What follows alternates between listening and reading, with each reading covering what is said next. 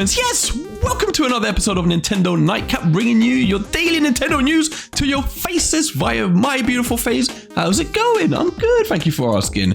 We got some good stories for you today. We got some doozies, in fact. We're going to touch upon the Indie World presentation from last night. I'm going to give you my opinion on what games I think you should be looking out for. We're going to touch upon a freebie from Nintendo because yes, even though they are stingy rats 90% of the time, sometimes they make it rain crumbs for us to chomp on, and this is such a day. So we're going to delve into that. We're going to look at the weekly Japanese sales for software and hardware, and we're going to end with a pretty damn good Tears of the Kingdom related story, so stay tuned for that.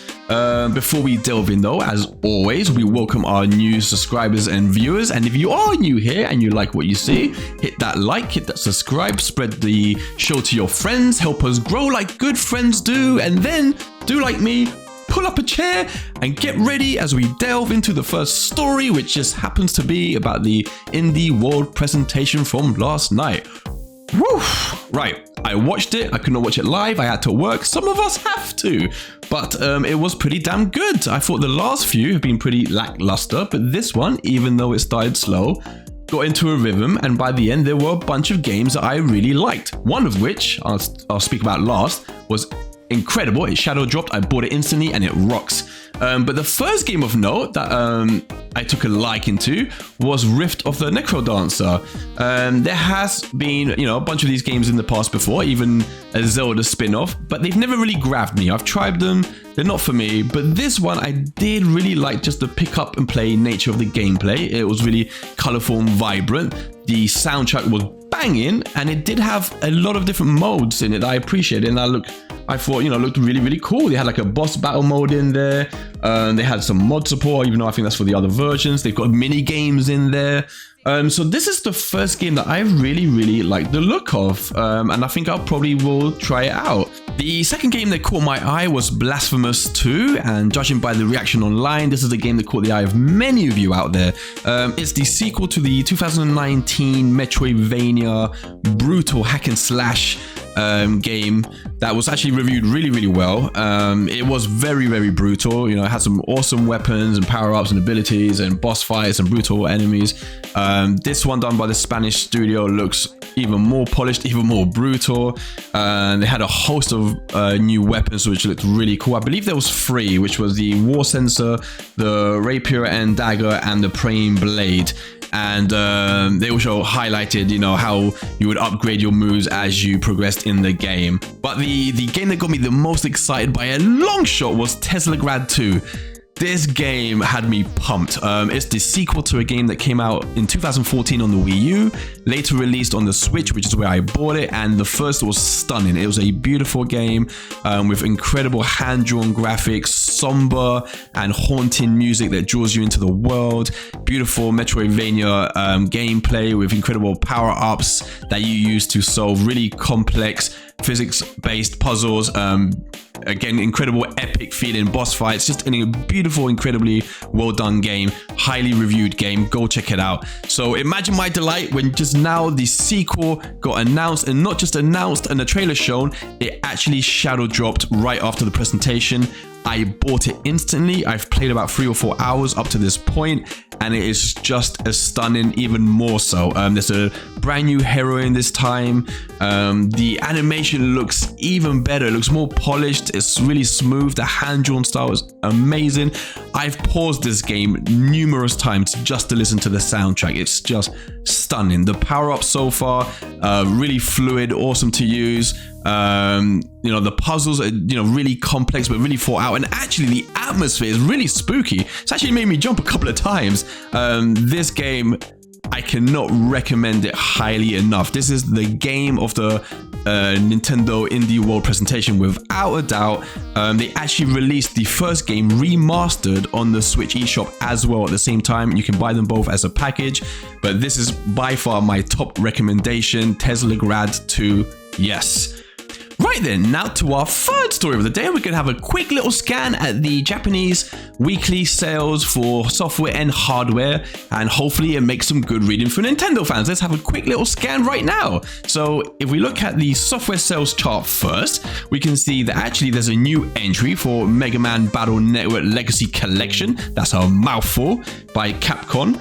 And that's at number 1, selling 52,000 copies. At number 2, we got Kirby's Return to Dreamland. Number 3, we see Pokemon Scarlet and Pokemon Violet. At number 4, Mario Kart keeps selling. That's 9,000 sales this week in Japan, 5 million total. At number 5, we've got Mega Man Battle Network again. Then we've got Minecraft at number 6, Resident Evil 4 at number 7. We've got Splatoon at number 8. At number 9, we've got Nintendo Sports. Who the hell keeps buying Nintendo Switch Sports? That was an awful game. At number 10, we got Dokapon Kingdom. And so that's the sales for the software. But if we go over to the hardware sales, we can see a good week for Sony. PlayStation 5 is number 1 with 39,000 PlayStation 5 sold. At number 2, we got the Switch OLED model with 33,000. The OG Switch is at number 3 with another 8,000 systems sold, bringing its total to just over 19 million, for God's sake. At number 4, we got the PlayStation 5 Digital Edition, selling 7,000 systems. And then we got the Switch Lite at number 5, the PlayStation 4 at number 6, the Xbox Series S selling 149 systems, God bless its soul, at number 7. At number 8, we got the Xbox Series X selling 147 systems. And at number 9, the good old new 2DS XL. Excellent news. So good reading for Nintendo. Nintendo's still crushing it in Japan. Good week for Sony. It looks like people can actually get their hands on some PS5s. So that's looking really dandy for them. Next up, we've got that freebie from Nintendo. Yes, finally, they're going to make it rain some crumbs indeed. It is time for the next Nintendo Switch Online free trial, which in Europe, I believe, is Fast RMX. That is the next game you can try out for free starting the 26th of April until the 3rd of May. And this is an awesome game. This is a game that came out in 2017. It is a F-Zero type game, and seeing as we're not going to get one of them from Nintendo for who knows how long, this is a perfect substitute of a game for it. I actually bought this myself. It must have been right at the beginning of the Switch's life cycle, actually, and it's incredible. Really, really good. Super fast, like blistering fast, but controls amazingly well. The music is pumping. Some really flashy graphics, actually. I remember it having some really cool weather effects for sure. Loads of tracks. It's got 36 tracks. Really cool car models.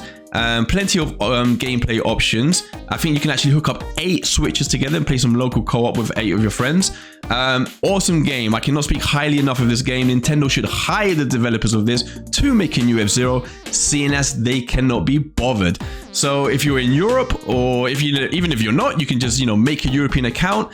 This will be available to play for free on the 26th of April until the 3rd of May. I urge you to give it a try. You could complete the game in that time, in fact, but it's a super, super fun game. And actually, another thing, the HD rumble on this game is probably the best it's been used in any game. It's amazing. It feels awesome. Play it with the Joy-Cons detached and have a great time with this game. And finally, to round things off today, we have an awesome story which shows the hype that Tears of the Kingdom is generating at the moment, but it concerns 2 super talented animators by the name of Chani and Kimberly, who, as big Zelda fans, have taken it upon themselves to recreate a version of the Tears of the Kingdom trailer and gameplay, but in the form of a Game Boy Color game, and it looks stunning. They've actually recreated a cutscene in the form or the style of a Studio Ghibli animation where we see Link and Zelda, and that looks amazing, but it's the gameplay which looks stunning, which is done, as I said, in the form of a Game Boy Color game,